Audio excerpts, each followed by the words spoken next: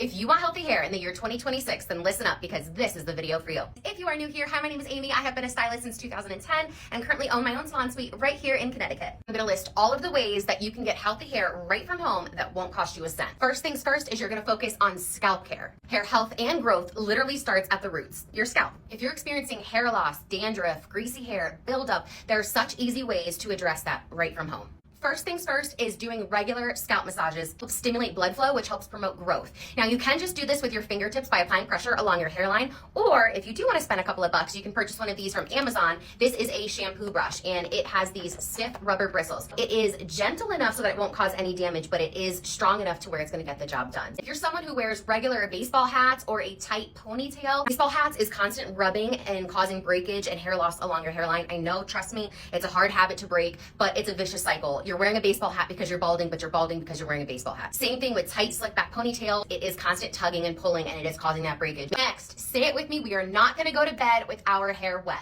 The same way that makeup artists say don't go to bed with makeup on is the same way I feel about going to bed with your hair wet. Damp hair on a wet pillow is a breeding ground for bacteria that causes irritation and dandruff. It's completely avoidable. Not to mention your hair is at its weakest point when it's wet. So all of that friction rubbing up against the pillow and your sheets, it's causing frizz and it's causing that breakage point in your hair. Please don't go to bed with your hair wet. If you absolutely must, use a silk bonnet. Next is lowering the heat on your hot tools. More often than not, you'll be able to get the same result with your flat iron and your curling iron, just in a less damaging way. Unless your hair is super coarse or coily or resistant, there's really no reason you should be having your hot tool up at its highest setting. Also fun, not so fun fact that not a lot of people know, the high heat from your hot tools can actually change the color of your hair. That vibrant hair color that you just spent a lot of money on is now faded and dull. So if you're noticing that your hair color is fading fast, I would really consider lowering the heat on your hot tools. Heat index chart right here, it shows the recommended degree of heat dependent on the type of hair that you have. It will make all of the difference. And lastly is just listen to your hair. It is so easy to get stuck in our ways because we like a certain brand, we are familiar or comfortable with it. We like the way a certain shampoo or conditioner or product smells.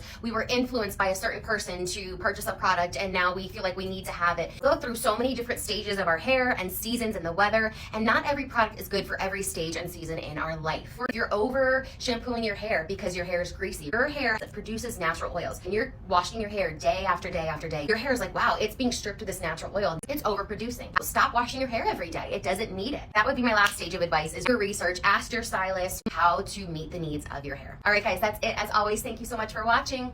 Bye.